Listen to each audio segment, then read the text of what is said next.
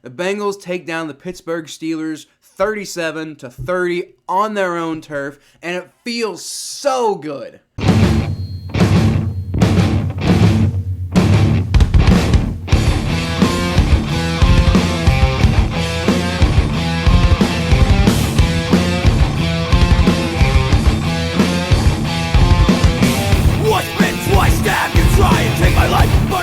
Welcome to the jungle, Bengals fans. I'm Kyle Phelps, and oh, it feels so good to beat the Pittsburgh Steelers.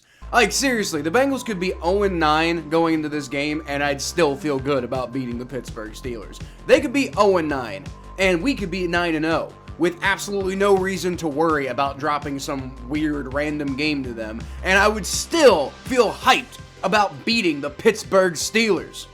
Before we get into breaking down and reacting to what happened here, though, I'd just like to ask that you like the video and subscribe to the channel if you're enjoying the content. It really helps out my channel, and it helps you to know when all of my content comes out. So, I have to admit, I'm sad to report that my prediction of a Mike Hilton pick 6 in this game did not come to fruition. In fact, the Bengals didn't get any turnovers on Pittsburgh at all this week.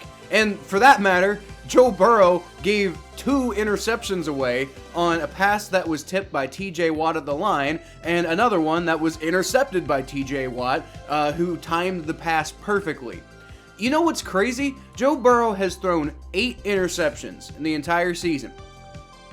6 of them have come against the Pittsburgh Steelers.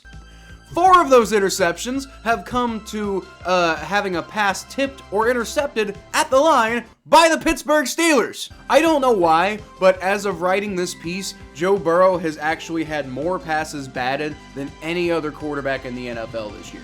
I don't know if that's something to do with the offensive line, or it's something to do with like his throwing motion being predictable, or some sort of tendency he has on tape that makes it easier for defenders to time his throws perfectly. Maybe he needs to start working in the pump fake into his game to throw opposing defenders off. Like, maybe that's how he takes the next step as a quarterback, and maybe even taking advantage of how many times dudes seem to try to jump his passes. Whatever the case, it was a massive issue for Joe Burrow this week. But for the first time in his career, Joe Burrow actually won a football game after turning the ball over twice. Seriously, he was 0-8 going into this game. But y'all better watch out, because now he's 1-8.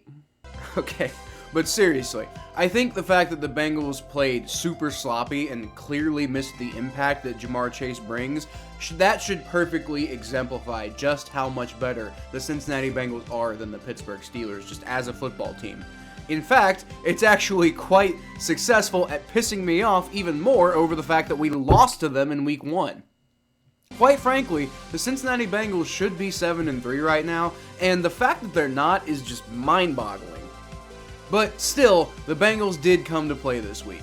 The defense is kind of got this obnoxious habit of playing this weird Jekyll and Hyde thing that they've been doing all year. It's like they'll get out to this amazing start, and then they'll allow 4 straight scoring drives like they did at the end of the first half of this game. Then they turn it around and they look like a totally elite defense in the second half, which I'll take that, ultimately. But the problem is, the Bengals have to put up 30-plus points on offense every week if they're going to win. Some weeks they're not going to be able to put up 30-plus points, and if the defense can't stop something consistently, then it's going to create a huge problem. That said, the offense is obviously capable of putting up 30-plus points every week. Hell, this is the 3rd time in the last 4 weeks that they've almost made it to 40. One week they did make it to 40.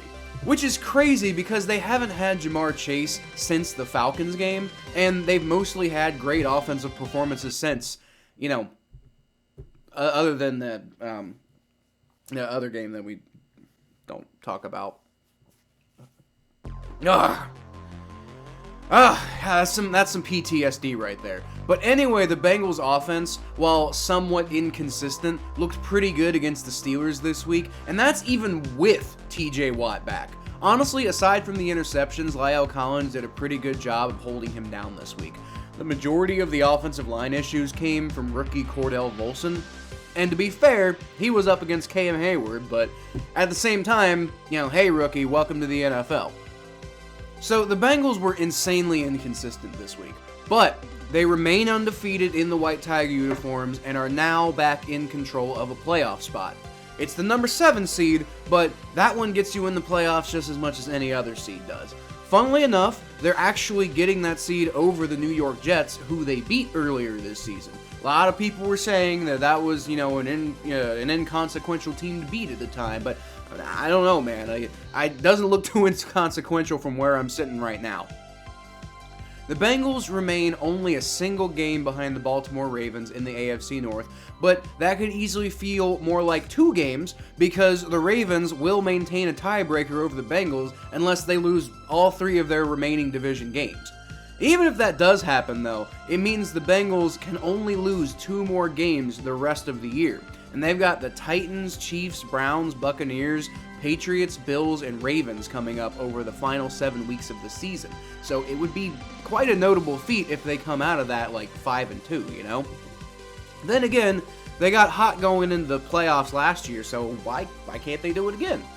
Anyway, that's pretty much all I've got for the analysis this week, guys. The Bengals take down the Pittsburgh Steelers 37-30 on their own turf, and it feels so good. Let me know what you think about the game in the comments below, and I'll feature the best ones in my next video, like this one from Majestic YT, who said on my Browns reaction video, "I was there for the whole devastation process / mourning over the loss of the game and Awuzie. I really hope y'all start to get better soon. Chase is needed." So yeah, having Jamar Chase back would be nice, but frankly, Majestic, I think the bigger deal is having Joe Burrow. Like I said earlier, some of our best offensive outputs of the whole season have come since Jamar Chase's injury. We're going to love getting him back, and I think this offense is going to be something insane when they add him on top of what they're already doing. But I think they'll still be fine as long as they have 9 behind center. But like I said, that's it for me this week, everyone.